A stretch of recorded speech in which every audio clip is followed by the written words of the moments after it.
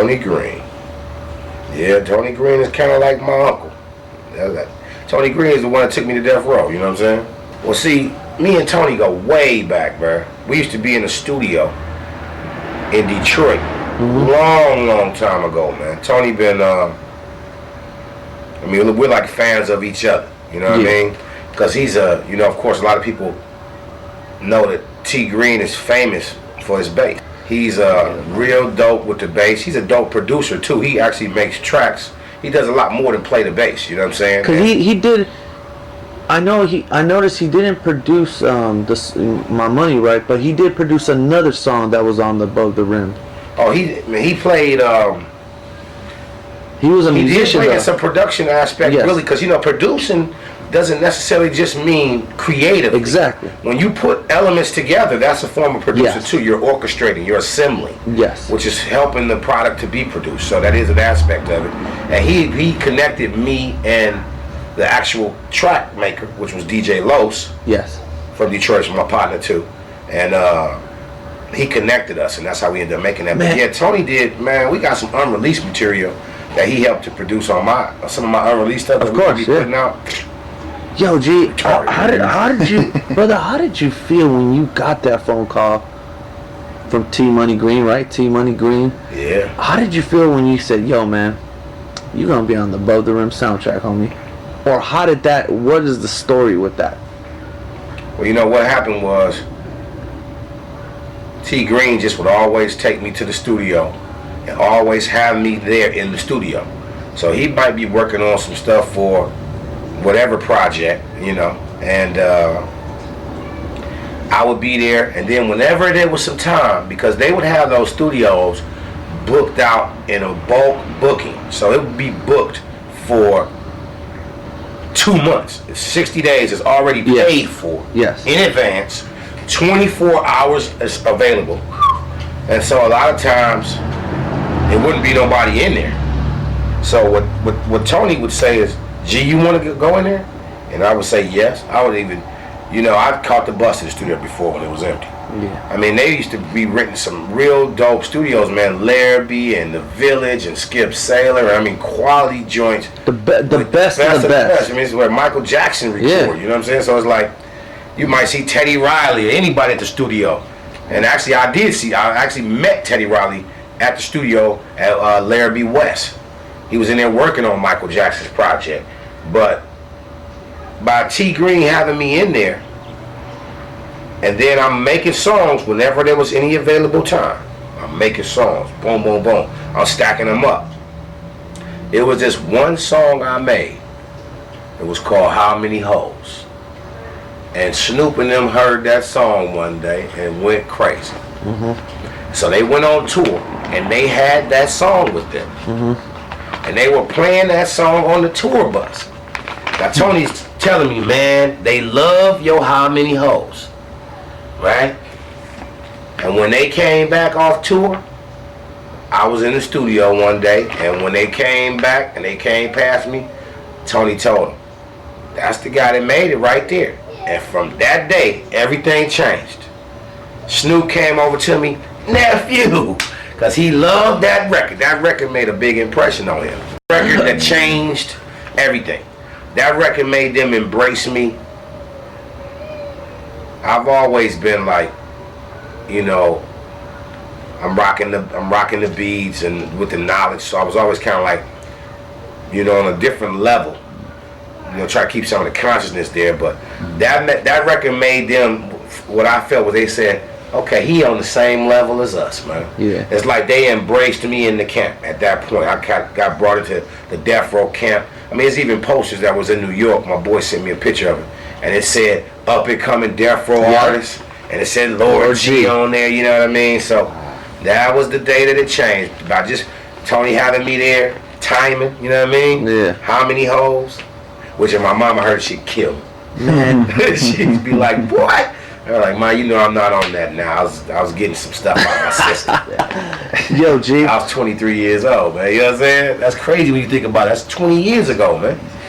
20 years ago. That is crazy. I'm 43 years old, man. And now I'm sharper than I was then, though. Yeah.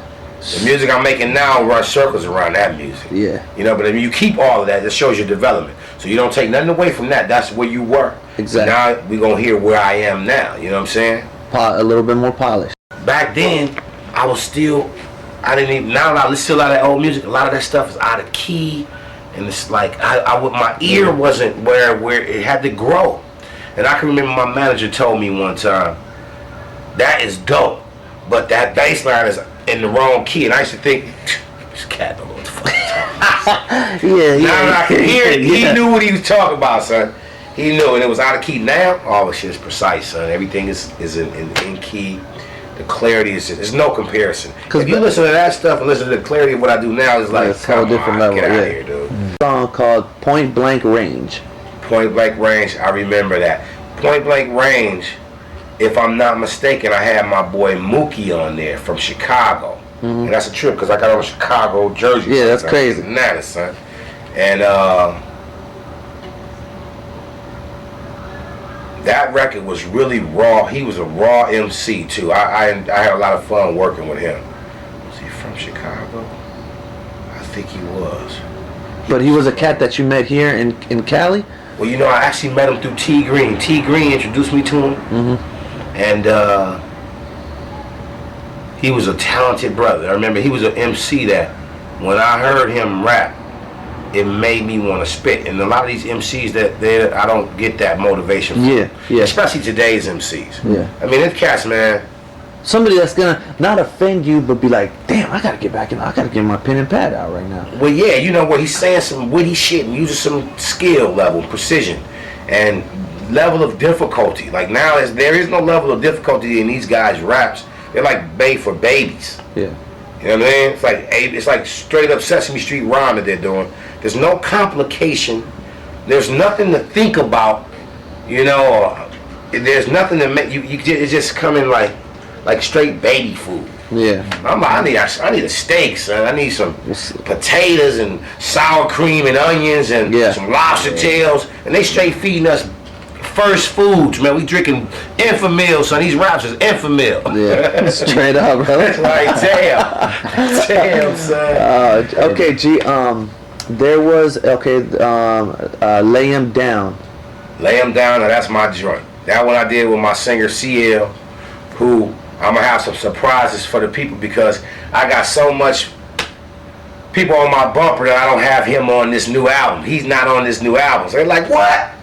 You know, it's blasphemy. It's like, okay, I gotta get CL. CL is on there, and then I got a sample of Nate on there, and I got rest in peace, Nate. Nate was my boy. That's a good song. But that's again, I can remember with that groove and what we was talking about, we was kind of feeling ourselves like on some Mac Dre, rest in peace, Dre. We was like feeling ourselves, and it's like when I see them busters, I lay them down, man. I just hate the busters. I'm allergic to busters. I mean, just saying the word got me itching a little bit. You know what I mean? I'm allergic to busters and bullshit. You know what I mean? I hear you. All right, G. Get Rough. Get Rough. I remember Get Rough. Get Rough was real grimy. I remember that the thing that I liked about what I was trying to do too on a large level, I was trying to bring seriousness to the MC game. But like seriousness is cool on certain levels, but you gotta bring the fun element. You have to be able to fuse your vibration to where it's fun. Yeah. Nope, but and corny and fun ain't the same thing. Corny is not what you want. You want fun with the vibe to be a certain way. See, hip hop was an element, and it will always be true on its essence. The realm of true hip hop is an element that brings us together. Yeah. It brings the people together. Now, what they're doing now is a vibration of danger. People are afraid to go because it's fighting all the time and all that. That's not hip hop. Hip hop is a peace movement. Yeah. You see what I'm saying? So that those songs that I made back in that time, I was still not. It was some of it is like aggressive. Yes, a little more aggressive. And that's Get Rough it was rough. Nice. You know what I'm saying? Nice. Day in the Dungeon. Oh, Day in the Dungeon. That's my joint. I'll never forget that record because I got some. That record is special to me because somebody bought that for me. They bought the track and my lyrics, $5,000. Oh, it was a white boy. Oh, so they could use it. Yep. His name was Shadow. He never came out. Shadow. Yeah. DJ Shadow. His name was Shadow, a white boy. He bought that song. That song fucked him up so bad. He's like, man, I need to buy that. That's what I need to break myself. I'll give you $5,000 for it. Give it here. It's gonna still say you wrote it and you did it and woo. Just let me do it. And I never forget that. I was thinking, damn, I love this record. Yeah. But I need that money. You know what I'm saying? And so I got that money, brother. Because I used to vocal coach for Bow Wow. So they used me on different levels over there. I did a couple of things over there. They gave me the opportunity to really fine tune some of what I can do. Yeah, you were talking about Bow Wow, right? You helped him. I used to help him. He was a kid, man. He was only 7 years old, man. You know what I'm saying? I used to help him with his stuff back then. He probably wouldn't even remember that. You know what I mean? That's crazy. That's crazy, yeah. That's great. Okay, and then G, another thing that we spoke about, but we didn't really elaborate on it, is a lot of people don't know that you brought Soopafly, aka Priest Brooks. You brought him to the table. That's right. Now, and you know, TB, the guy that's singing on my Mia Moore and my album, that's Teron Brooks. That's his cousin. I call him TB. That's how I know Priest. That's because of him. He brought his cousin around like, yo. And my manager, of course, used to manage Teron. And Teron is the same guy that plays Eddie Kendricks in the Temptation movie. Yes. And, yep, Priest Brooks, man. That's my dude right there. I got a lot of love and respect for Priest too because there's a documentary where they asked him how'd you get to Death Row, and he just straight up said, Lord G brought me to him. He said that. I was like, I had to take my hat off. It was on yes, that. It was on that documentary. He kept it 100%. Lord G. I said, God damn, that's right, my boy. Yep, he got on. It was so crazy because the universe moves so mysteriously, man. He was just going down there with us. Yeah. And just sitting around with us and just being a part of the experience. And one day, they needed a keyboard part to be played, and the guy that they had in there wasn't able to do it.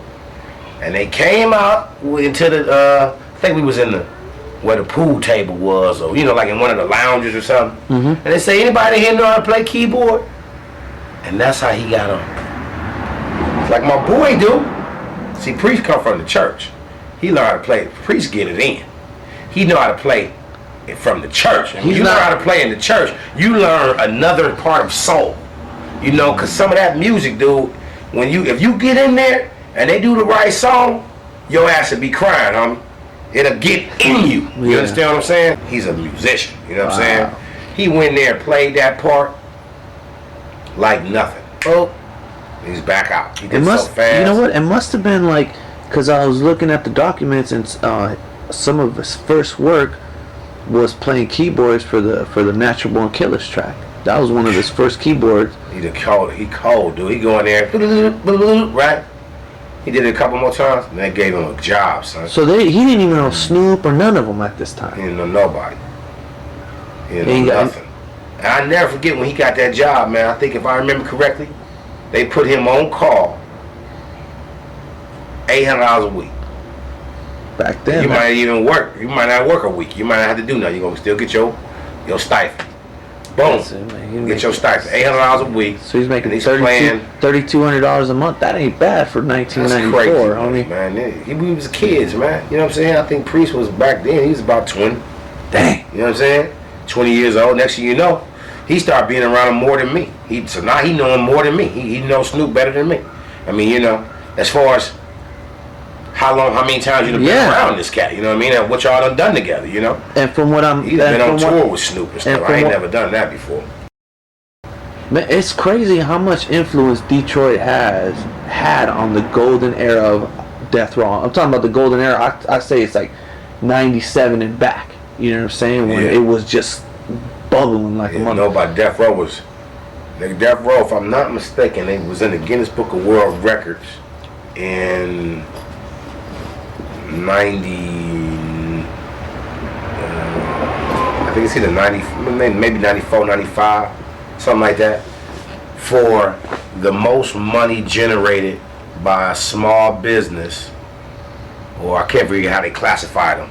And I think the amount that they generated in that 1 year, that business, at the level it was on, it was still a new business, generated over $90 million in a year.